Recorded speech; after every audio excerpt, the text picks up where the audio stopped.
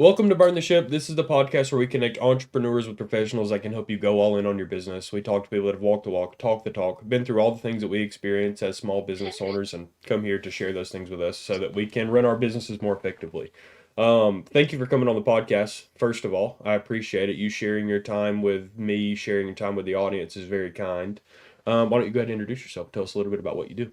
Man, Bailey, thanks for bringing me on Burn the Ships. Man, you've got such a cool podcast concept going on. So I just appreciate being brought on. My name's Charlie Inch, and I'm running into my own personal identity crisis right now because I've got my fingers in so many different pots that I don't know who to introduce myself as in whatever the given, forum is.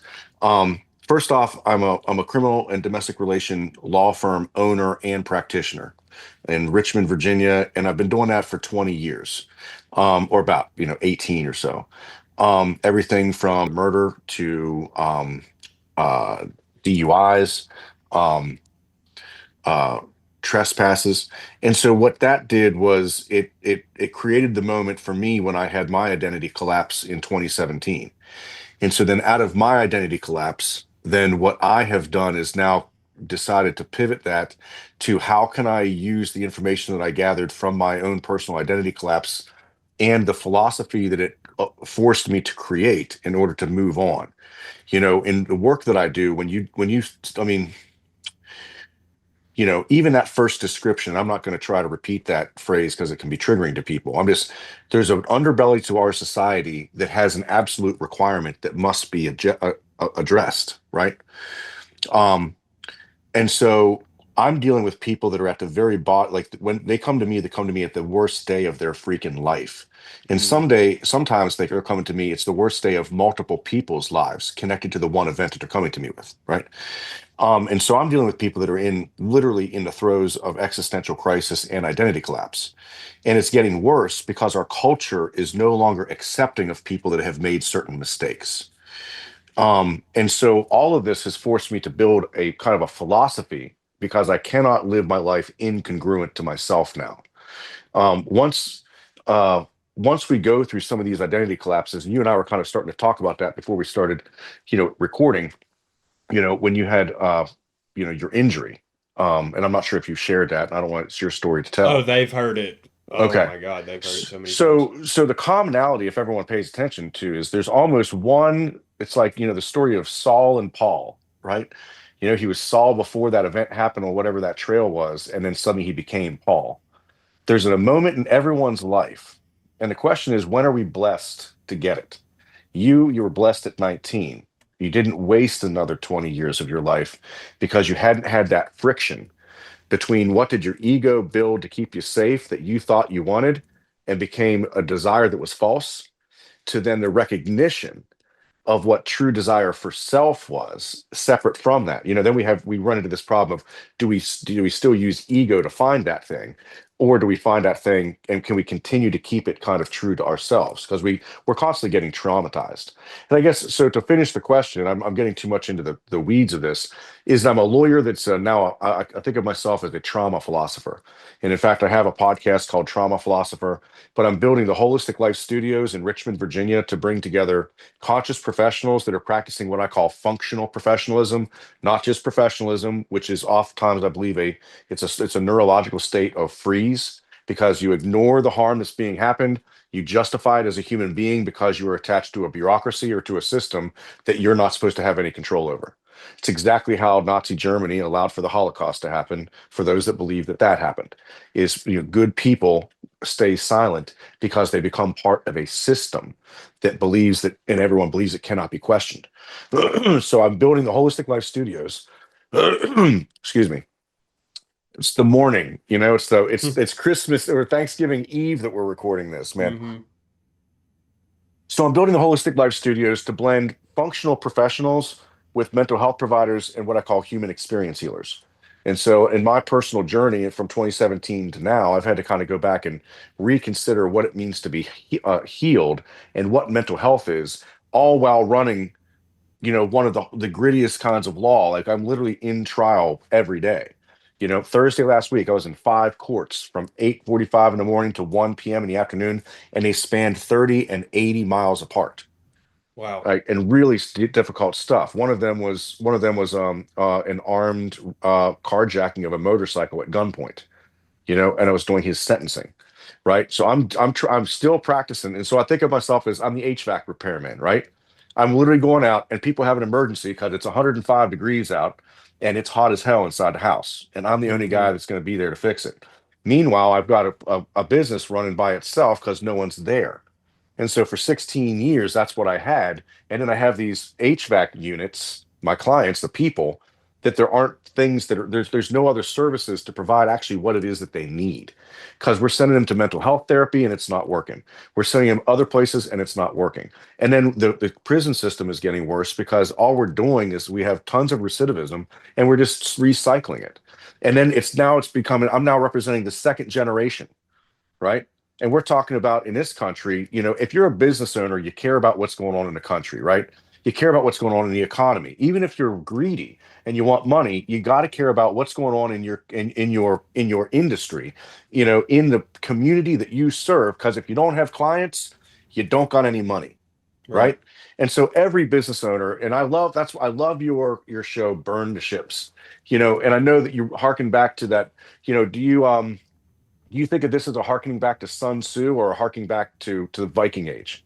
I go to Hernan Cortez. The Viking Age is the same philosophy though. Right. So Sun Tzu has a phrase in Yeah, it art of about war. Yeah. which I think predates It Cortez, definitely right? does. Yeah. Right. So I mean, but it's all the same, right? And so I literally had my burn the ships moment. Uh, I kind of memorialize things through art. And so I don't know, in the back left of my screen, there's kind of a bluish white painting back there, and that's the second piece that I commissioned when I recognized that my personal transformation had changed into a second phase that I could identify. And it, like, when the caterpillar turns into the butterfly, it has to go into a cocoon, and it has to sit there and turn into goo, right? Before to grow wings, Hmm. and then the other thing, the there's some pictures getting ready to go up on my website, inchlawva.com, that are going to show me kind of in my interview state with my clients, because I have a painting that was the first one I commissioned, which is the story of the butterfly by Paolo Cello, or some people say it's an unknown author, but essentially it's, when the nature walker is walking through the woods, he sees the cocoon with the butterfly trying to escape, right? And he thinks it gets stuck, so he cuts it open, and out comes this blob that has unfunctional kind of limp wings, right? And it can't fly, and it's got this bulbous, wet body. And so what's the concept is that the butterfly had to squeeze through this squeegee, kind of mechanism of a small hole that would force its actual innards to actually go into the wings to create what they call turgor pressure within a empty steel frame. You fill it with, Hmm. or empty, you know, um, uh, insect frame. And so because it didn't get that chance, then now it's literally food, right? It Hmm. has no ability to fly. And so, kind of this recognition of when we have this identity crisis, and I think the reason why I bring this up is that business owners hit this, and that's what I think of as the burn the boats moment.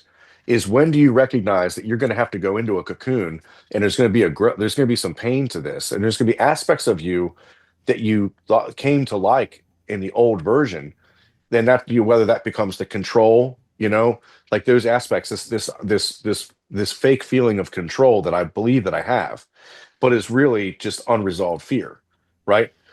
So that moment for me probably was I think it was January or March of 2024, maybe leading up to that, probably the year before that, because I was still on my cell phone as a lawyer practicing for 16 years, doing, I did a double murder to juries, like I've done like the really gritty cases. I had no staff. I had no one answer my phone. I had no one going to the jails to do the jail visits because they're not out on bond, right? I had no one writing the motions. I had no one reviewing discovery for me. I had no one contacting the clients and updating anyone. And I had the case manager was me, and the scheduler was me. And I hit that point that I recognized that like all of this stuff was because I didn't know how to solve some problems. I had my taxes out of order. They were filed, but they weren't necessarily caught up on payment. There's like all, and then it's cascading effect, right? It's like the trains are now like not arriving to the station in some regard. And I think every Mm, business or business owner recognizes that, whether you're selling credit cards or what you're selling you're whatever you're selling, there's like, and then we all have a personal life and a family, and so it's not just the money. It's like if you've gotten to the point in time that you just fucking hate your job, right? But you're tied to it, and it literally feels like it's the rock that is dragging you to the bottom of the ocean. But it's so dear to you because you can't imagine working for someone else's rock, right. or you've done that and you're like, man, that's not worth it. And then now this one, now you recognize like you thought you could do it all, right? But now it's killing you. And it's killing your Right. relationships and it's killing your joy, And now this planet is a place that you are just living in suffering, right? And you get to the point in time that you actually believe that the universe is fucking against you. And whatever level that needs to get to before you say, I'm either gonna, I've had colleagues, lawyers deal with a tremendous amount of depression and substance abuse and suicide. So I just wrote a piece on LinkedIn about the fact that I've run like all of my mentors right now, the ones I can stop and think of, are either dead by natural causes, their own causes, quote unquote retired, which they didn't want to retire, they couldn't figure out how to move forward, or they've lost their license, they've been disbarred for Right. mistakes.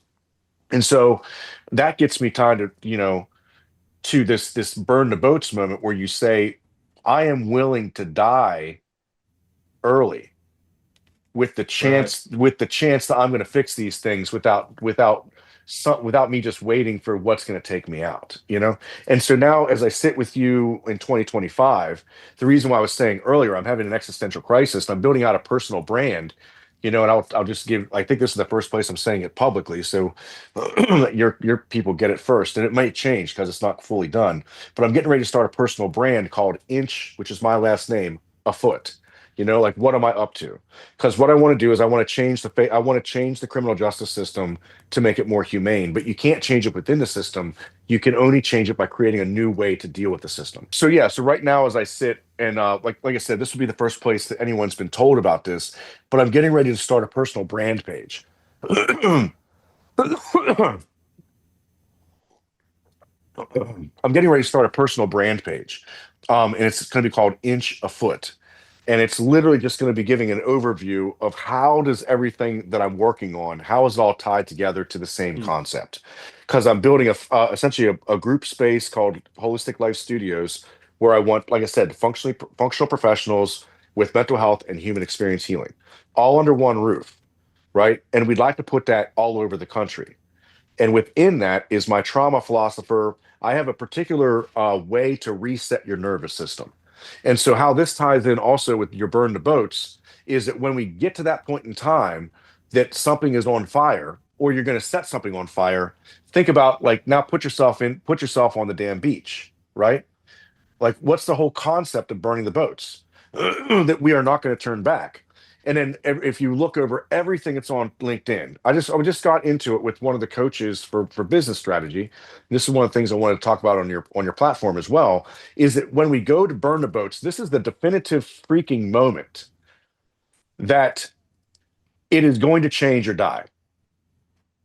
And it's the moment that you choose that you're going to either change or die. And it's so impactful. And I think, what like I said, when you said that, like I have the memory of and I called the same artist that did these paintings for me because I wanted her to paint that picture because that was the moment that I decided for myself, I'm burning the boats. That the problem that we run into, and this is something that I had difficulty, and this ties into the coaching, is that what coaches and business consultants, a really good one, can get you to existentially imagine what is the fucking boat, right. right? Because that becomes the problem is when we're talking about business, it is a spiritual growth of you as a human being to be able to do business better.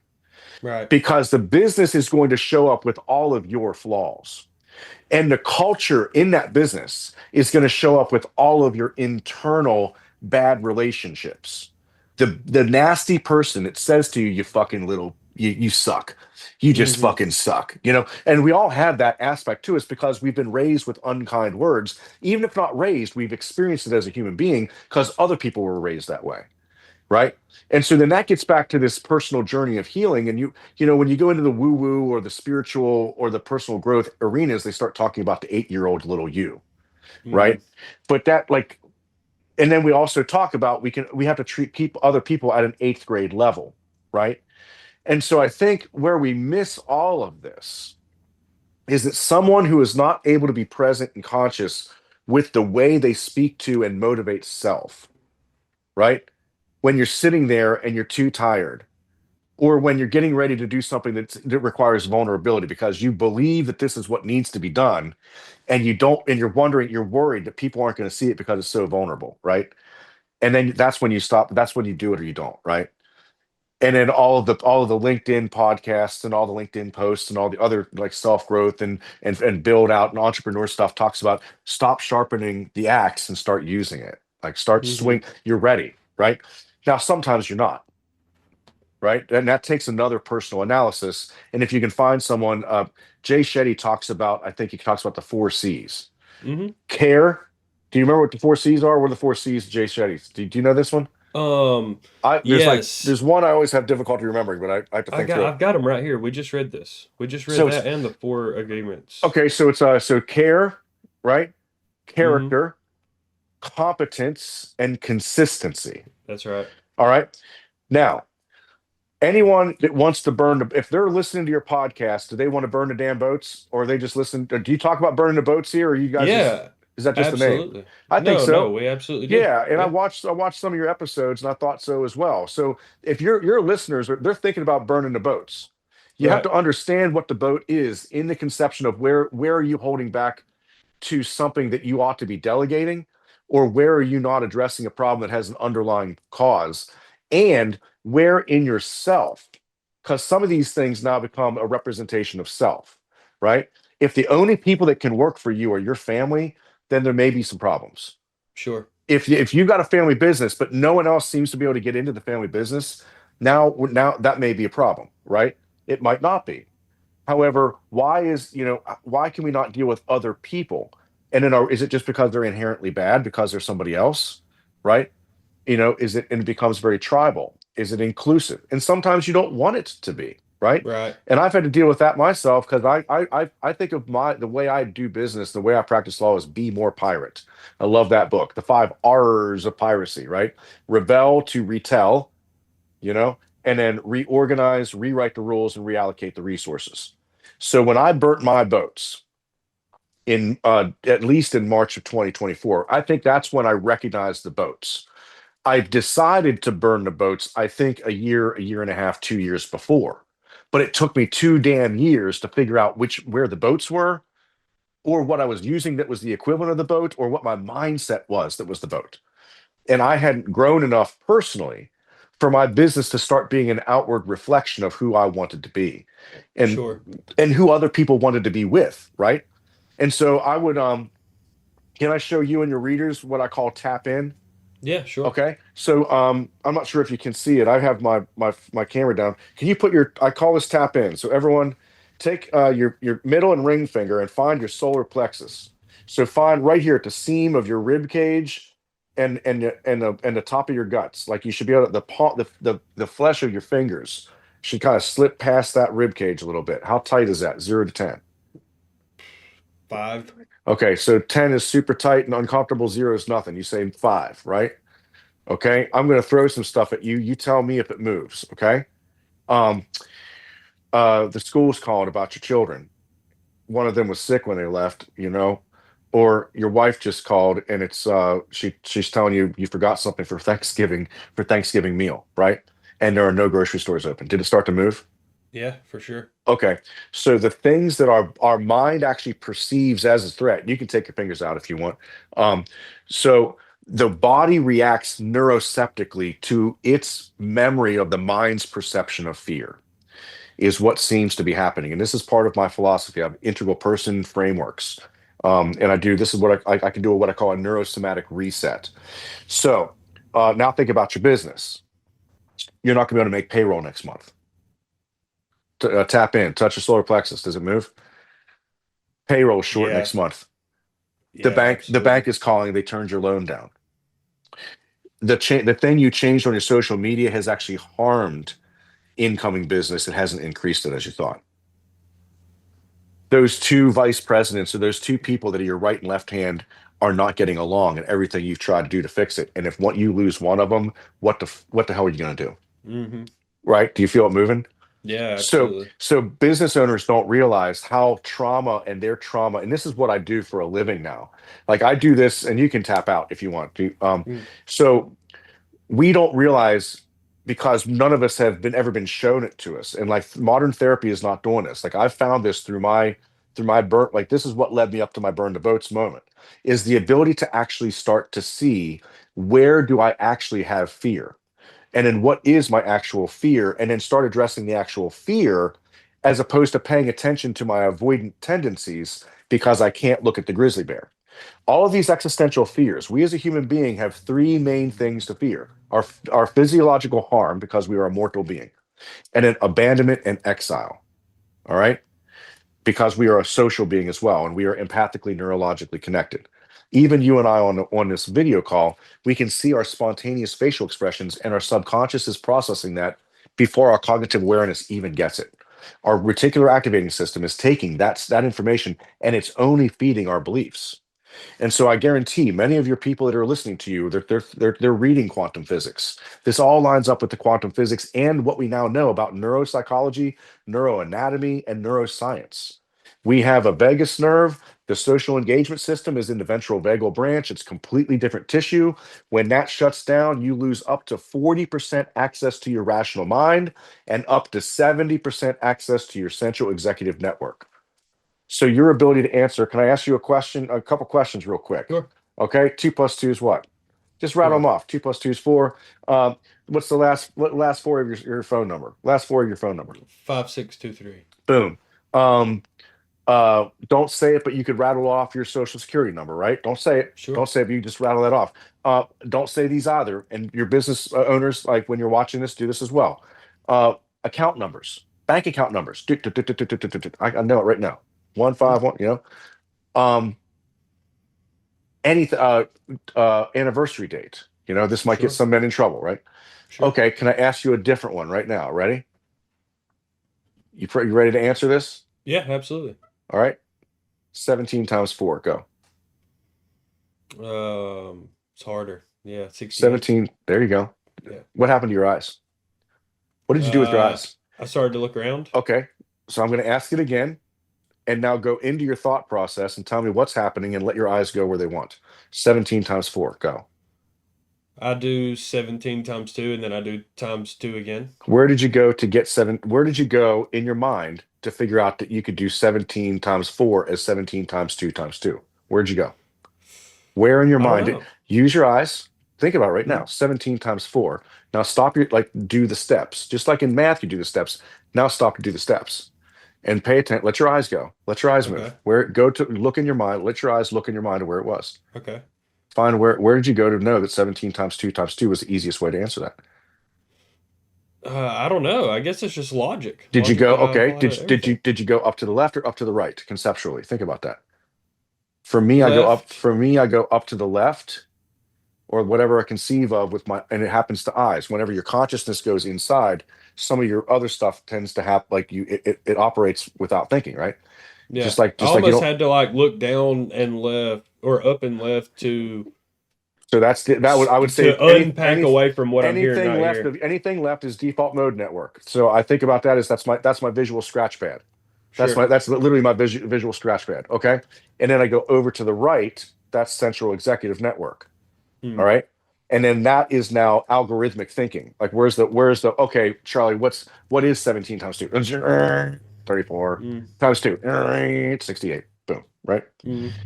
And then even like that concept of algorithmic thinking, like, I was a comp sci major before I went to law school, which is I think why my mind thinks this way, software Sure. engineering. So, algorithmic thinking is you want the least number of tasks to get to the correct answer. Sure. So 17 times 2 times 2 is less steps than 4 times 7 Hmm. plus 4 times 10. right? Which is what a lot of people end up doing because that's the obvious one, because that replicates what was on the scratch pad. So a lot of people scratch it down, and you can almost start to see which people, and then the salient network is then in the center, and that determines which network to use. Okay. And so there's other therapies like the magnetic therapies that they're doing to people seems when you start to look at and start recognizing this stuff out of neuroscience, you can start kind of seeing what networks are some of these therapies actually affecting. It's super, super cool. And so that's why I'm building Holistic Life Studios, is because I've had to go through all this stuff. Sure. Yeah, I've done Reiki, I've done, neurosomatic massage. Sure. I've done some psychedelics that are shamanically guided. I've experienced, and that's why I've built this whole integral person framework to show people, or at least start conceptualizing, how do we exist as a human being with the evidence and the science and the technology we have right now. How can we start conceptualizing that and blending the concept of kind of conscious true self with what is the trauma reactive self, and like what do we actually now that we know that what we know about like quantum physics. Sure. Like there's a really great book by Carlo Rovelli called Reality Is Not What It Seems, and he takes you from pre-Aristotle to quantum gravity, and in 8 hours. And if anyone gets a chance to listen to that, man, that's just awesome. But I feel like I've talked forever, man. What's Well, no, I think that what you're talking about is still relevant to the podcast, and the reason is because what we talk about is skills and experiences, applying them to your business. We talk about kind of what you've overcome, what's been difficult. And I think that we've talked about both of those things, but I wanted to go back a little bit to something that you just said. Actually, to me, I've never really unpacked it this way, but the desire to better yourself seems sort of paradoxical when you throw the business element into it. How do you know where to start? I guess is really the question I'm asking, because the issue seems to be that if you are, it's a triangle, right? Like, I'm not where I want to be personally, which is making me not where I want to be in my business, which is making me again look at how do I improve myself from a business perspective, how do I improve myself from a personal perspective. So if you're not where you want to be mentally or physiologically, if you're not, your business isn't where it wants to be, and you're having a hard time diagnosing how do you improve yourself, or how do you unpack the things you're that you're dealing asking with. you're asking the perfect question, and it's so incredible because that's the answer that I believe that I'm solving. So Sure. that's what my integral person frameworks does. Is so I mean, if you want to give me the ability to draw on a whiteboard, I can literally show you kind of what I'm Ooh, doing how at do I the do end. that? I don't know. I think what we can, Let's yeah, see, whiteboard. whiteboard. Yeah, whiteboard. Uh-huh. All right. And then do I have permission? I think what you need to do is give me permission to draw. Okay. Okay. Oh, I can draw. I can draw. I can Oh, draw. nice. Okay, I can cool. draw. This is the first Okay. time, and I don't know how this is going to work for you. This is all proprietary, by the way. How do I get rid of that? Here, where's the eraser? Oh, no, that's not the eraser. Oh, here's the eraser. Here we go. All right, here we go. Here's integral person theory and frameworks. Okay. Boom, boom, boom, boom. It's a three-circle Venn diagram. Physiology, cognitive,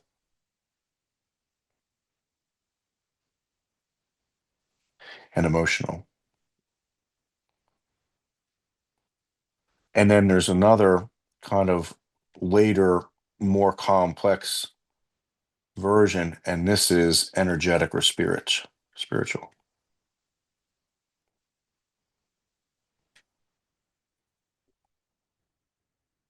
or I think of as conscious. Okay. Okay.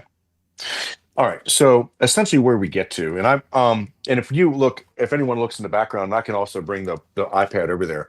I have a what I call a soul totem in the back right, or over my what over my shoulder away from the painting. I'm not sure if anyone can see it, but I actually carved those. I call it a soul totem.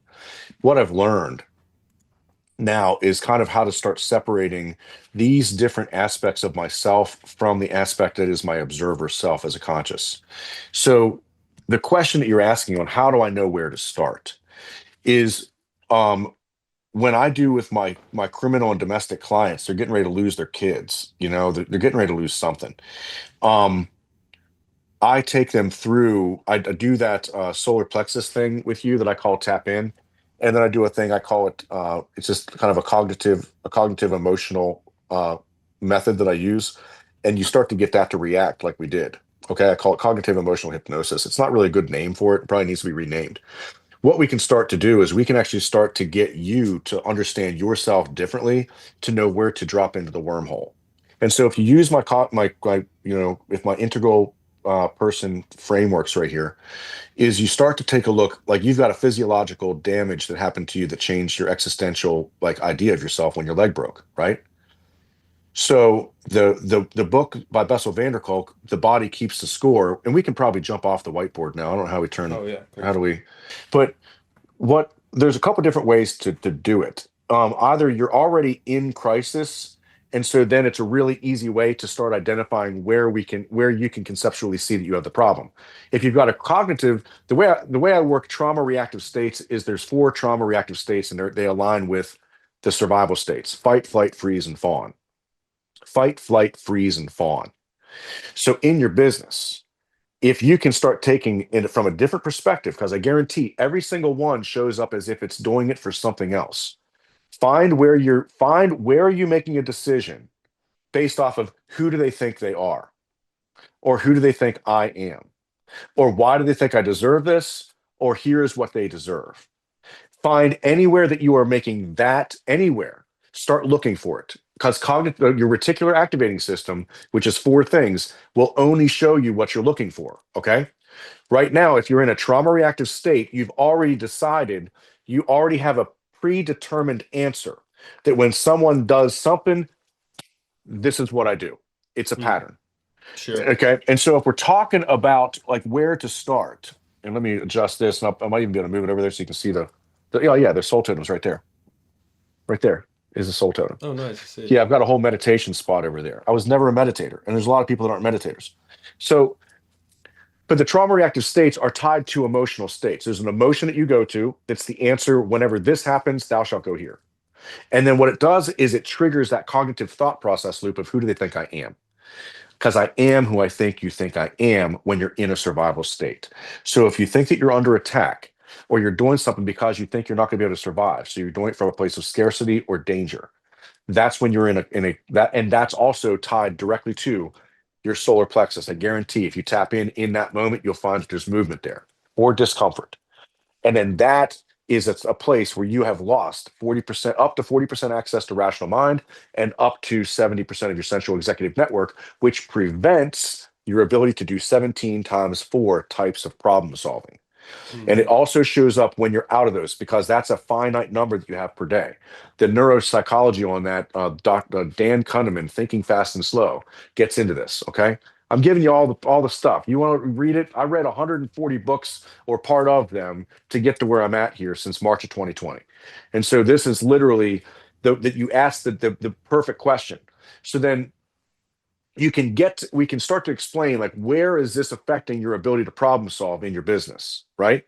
But then if you're not quite to crisis, if you have and this goes back to the Japanese, like, how do you learn? It's like kunsho or sunsho. Do Mm-hmm. you learn from pain of yourself, or can you see the pain of others and recognize how you will be there if you don't make change, right? That's the two Mm-hmm. different ones. And every person watching your show is going to have to recognize to themselves whether or not, because anything else is avoidance, right? But you can't do it until you can't, you do it until you can't avoid it anymore, right?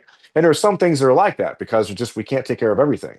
The question is, can we work our way back and find the foundation that's causing the majority of these consequences? So anyone that has a business that's not where they want it, that's not quite in crisis yet, start to think about what is it about your business, or the growth of your business, or what problems do you wish you didn't have? Because unless you're going to change something, you're going to continue to have the same problems you have. you know Now you're going to get new problems. Sometimes you wish you had the old problems. And that's where we get to the consultants and the business coaches. And that's the care, the character, the consistency, and do they have the what's the other one? That's the one I always have trouble remembering. Competence. Competence. Are they Yeah. competent? Right. The other thing we have to think about is who can make us feel safe. Because there's a lot of your client, a lot of people that are thinking about burning the boats, but they're scared of doing it because they've always been abandoned, right? Now, the big thing we have to worry about is the fourth one of the survival states, the fawning. Fawn is people pleasing. Think Mm-hmm. of it as Stockholm syndrome. Right. So your neurodivert people that identify as being neurodivergent are very likely fawners. Mm-hmm. People, and you can go to attachment styles. Okay. So look, if people know about their attachment styles, dismissive avoidance, right? Fawning. And there might be some other that are fawning. So paying attention to all the different ways we can think about how do I people please? And it Mm. shows up as stating yes when you really ought to say no, and then when you really get down to it, you said that because you want them to like you want them to be available for you in the future, and so like really getting down and when you do this, it makes it very uncomfortable because for me, it like all my personal relationships then started coming into play. I feel like you wanted to, Right. Right. but um I Well, that find was what I was about to say is that when you're it's it's difficult to separate. It's difficult to unpack these things one thing at a time. I think of it like vacation, right? Like me unpacking my suitcase is a very different experience for my wife unpacking her suitcase, right? Because she's got all of this stuff in there that I have no idea what it is or what purpose it serves, right? right. And I feel like you can probably apply that to the same rationale of Yep. while I try to learn from the experience of others and apply that to myself, I don't necessarily know what's in your suitcase. I don't know what sort of trauma you've experienced. I don't know what experiences you have or how you apply those logically to what you do on a day to day basis. So maybe there is some misleading if you don't take a look of exactly why or why not you do these certain things. It pays to reflect on them, I think. Right. And what I'm finding, and this is what, so I was going to call it trauma philosopher, and that turned into my like podcast. But I do this neurosomatic reset. I also do what I call an emotional intervention. And I teach the tools that are in my integral person frameworks in it. And then I kind of I've now collected in Holistic Life Studios all the experts that I have found Mm, that have personally helped me unravel the things I didn't even know that I had. Right. Because every single one of us have had to learn how to deal with our personal hell up to a one. Everyone, like if you like shake your head, yes. If you can look back and say that you had to go through your personal hell, and some of you might be in it right now. It's like, right. fuck yeah. The problem is that then it gets minimized, and everyone minimizes and say, well, it's not that person's. No, it is your personal hell. That's why it's your personal hell. And then like when you get into like the depth, and I'm not sure how much your clients or listeners care about even like the evidence that we have now that intergenerational trauma actually exists. Can I share this with you? Sure, absolutely. Yeah, we talked about this a little bit on the phone when we talked the first time. Yeah, Yeah, so there's a book by Bruce Lipton. It's they're and just like science, there's some things look for yourself. Bruce Lipton's work is he was a cellular biologist, and then there's a guy named Matt Wolin, Wollynn, a book called "It Didn't Start with You."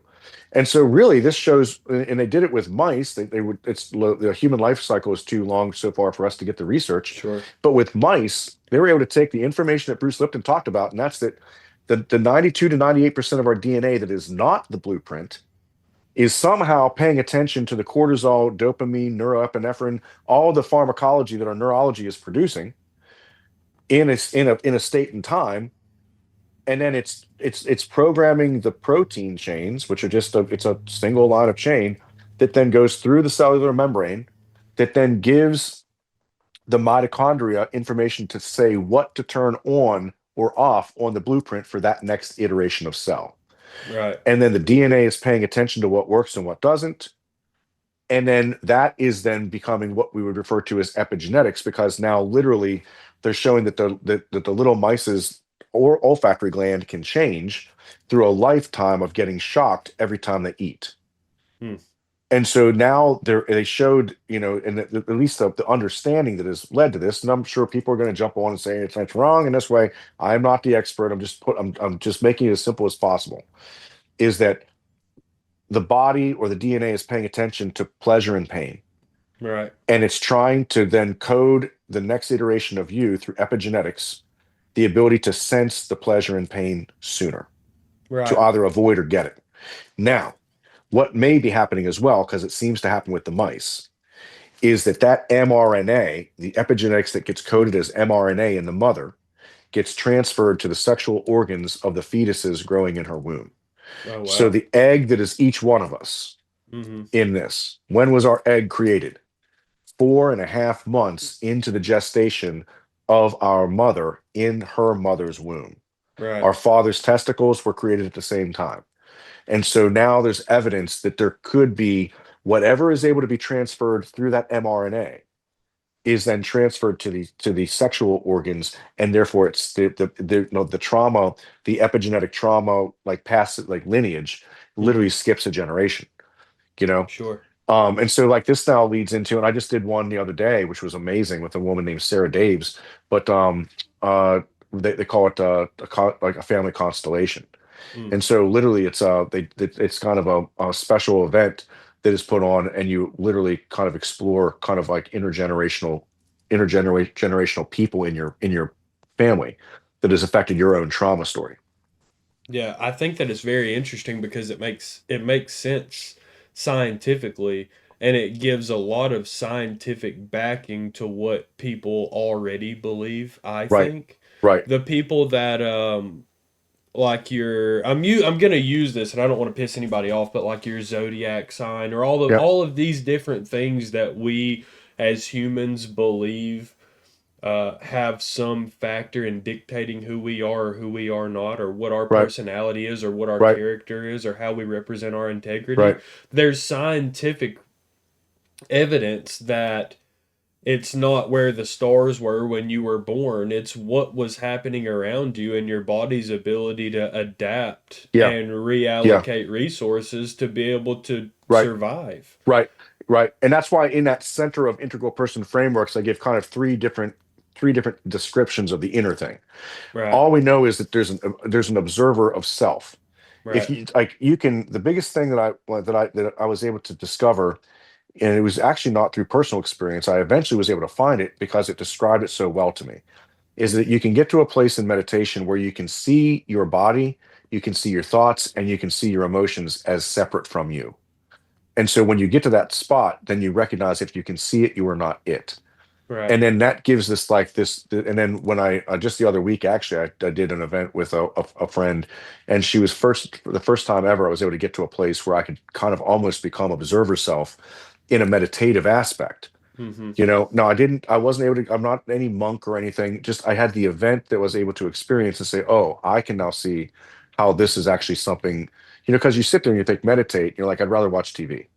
Right. The game's on. I'll meditate some other time because it Well, I think how the it, reason is because it forces you to deal with shit you've been dealing with all day. You just didn't know how to deal with it, right? right, right. And so like you come down to the whole point as us as business owners. Because I can talk all day long about my personal hell when I was going through the trenches of criminal and domestic relation, trial in front of a judge. People were getting ready to lose their family or decades of their freedom, right? So you can experience that, but that's not the personal hell of the HVAC repairman, And I come from humble beginnings, man. I my dad was worked for the government. My mom was a nurse, man. I don't think I'm above anybody just because I have a law degree, But you've got mechanics, you've got carpenters, you've got salesmen, right? You've got Right. people that sell all these things, and they're dealing with existential crisis all day long because now our ability to earn money is tied to our ability to feed us and our family, right? Mm-hmm. And then we have this like misconstrued conception that the more money I have today means I'll be able to eat forever. And it just ain't that. The problem is there's so many other things tied up in that, and that's why I refer to this our society right now as the human Serengeti. Yeah. And that's one I'm writing 3 books on kind of what I'm doing. The first one's on my neurosomatic resets and how does it affect the body? Because when we go back, if you're going and you don't realize it, and this is the biggest thing that I got from my cognitive behavioral therapy events, was that I was behaving as if there was a bear getting ready to attack me when there was no visible bear, right? You're in a calm setting, you're alone in a room, but your body feels like there's a bear getting ready to attack you, right? And that bear is payroll. That Right. bear is that client that's now filing bar complaints against you. That bear is that customer that's going to leave bad reviews, right? And that's the thing that we are all, to a man and woman and business owners to a certain extent, missing, right? Yeah.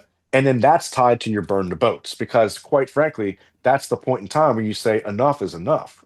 And Right. so, to anyone that's kind of stuck to where they are and are interested in what you're talking about, the my ability and kind of what I've had to create, because you're right, there's nowhere to go for this.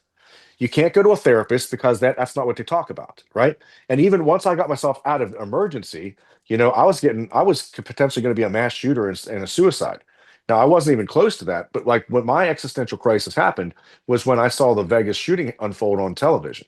Like, this might be the only beneficial thing from the Vegas shooting, is that caught me, because when I was going to protective state, when my clients were telling me that I was the reason they're doing 90 years, but what they did was caught on television, caught on camera, right? People saw it. But I'm the reason they're doing 90 years. And their family, I'm the reason their son's doing 90 years. Why? Because we can't tell the truth to them, because the family members are lying to them because mommy or daddy paid the bill, and Right. I have confidentiality with my client, so now I have to take it on a chin, right?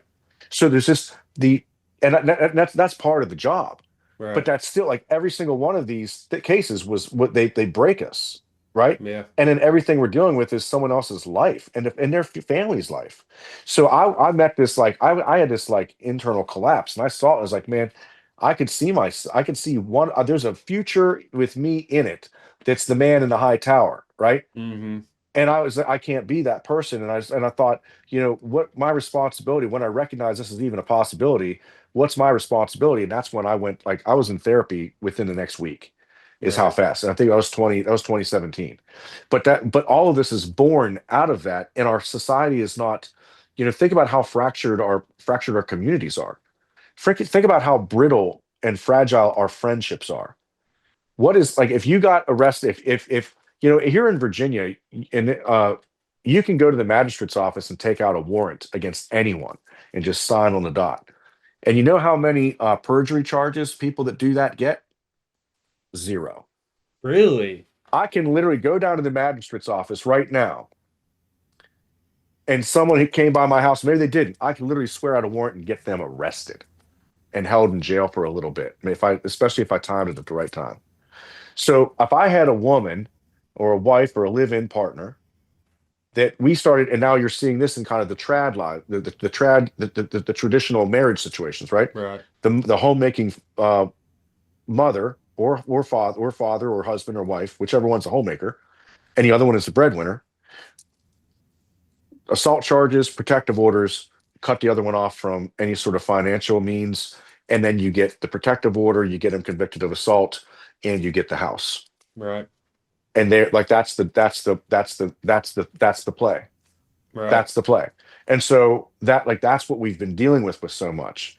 But now, I guess the reason why I'm getting to this is, um oh, I had a point to that. Man, see what I said? I go on a side quest. The next thing, I stepped in a pothole. But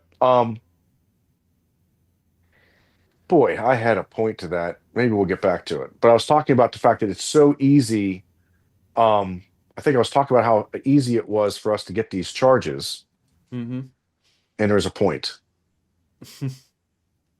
Well, that's gonna have to be edited out, I suppose. Blooper, No, it's right? all good. Well, I'll tell you this. I'm coming short on time, so I Yeah, hate man. to wrap up our conversation, but I want to give some final thoughts.